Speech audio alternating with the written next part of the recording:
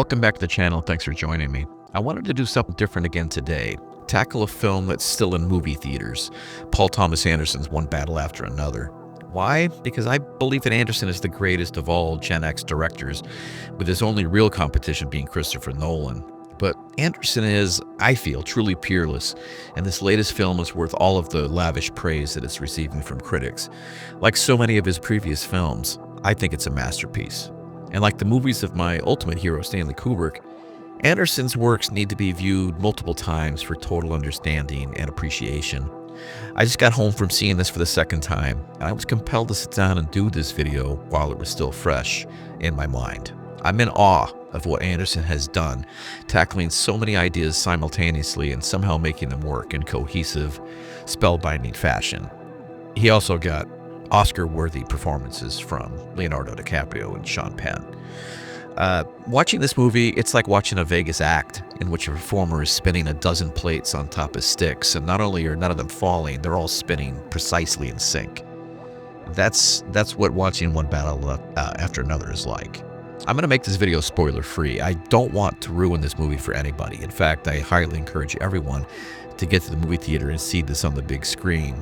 We need to keep the movie-going experience alive, and it's really for these kinds of films in particular.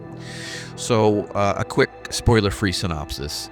Tiana Taylor and Leonardo DiCaprio are revolutionaries, and the face of the opposition for them is Sean Penn, a military figure and a stand-in for institutions of power on the whole. Taylor becomes pregnant, decides she can't stay with DiCaprio and the baby, and leaves. Chaos ensues, and Leo and the baby are forced to assume new names and go on the run.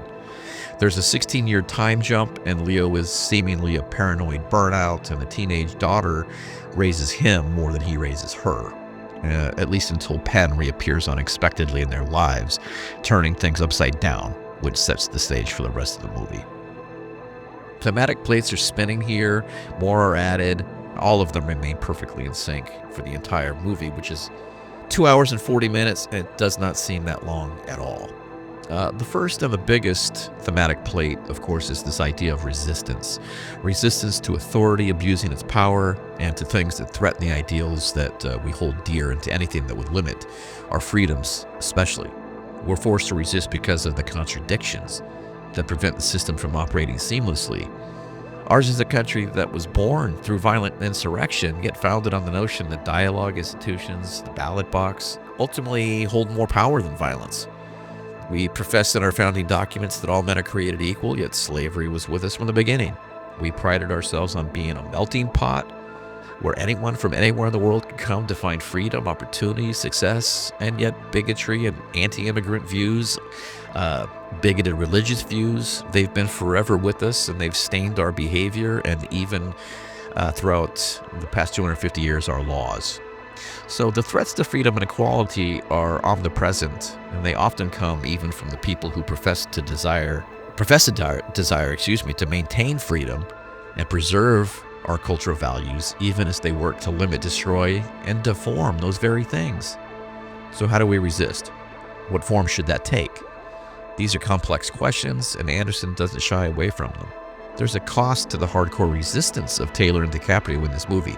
Their family's broken up, their daughter's an innocent who's forced to pay for their actions. And resistance itself, just like everything in life, has a shelf life. It can't go on indefinitely. Passion fades, lives evolve, times change. This is ultimately why Anderson's decision to set the film contemporaneously is a brilliant choice. There's no historic analog for the events here.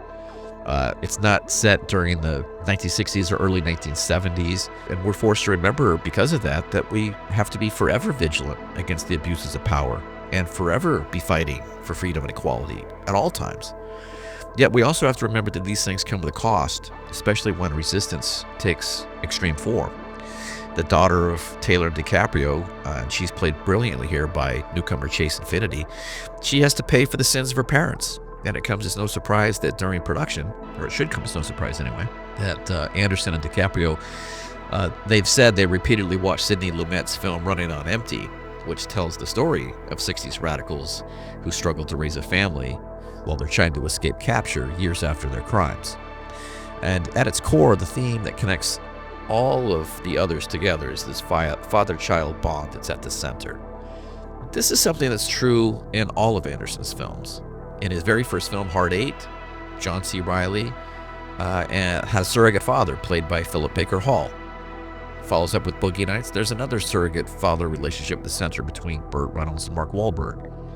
In Magnolia, there are 3 father-child relationships at the core, highlighted, of course, by Tom Cruise and Jason Robards. It's at the center again, and There Will Be Blood. And the absence of fathers and of any real male authority figures are at the core of Punch Drunk Love, Phantom Thread, and Licorice Pizza. So this is a theme he goes back to really in all of his movies. Here, DiCaprio might very well win his second Oscar for his performance, and if so, he deserves it. His Bob Ferguson character may have devolved here into an irresponsible alcoholic and somebody who abuses a lot of marijuana, but there's no disputing the power of his love for his daughter or his devotion to his friends, most especially played here by, or highlighted here, I should say, by Benicio del Toro.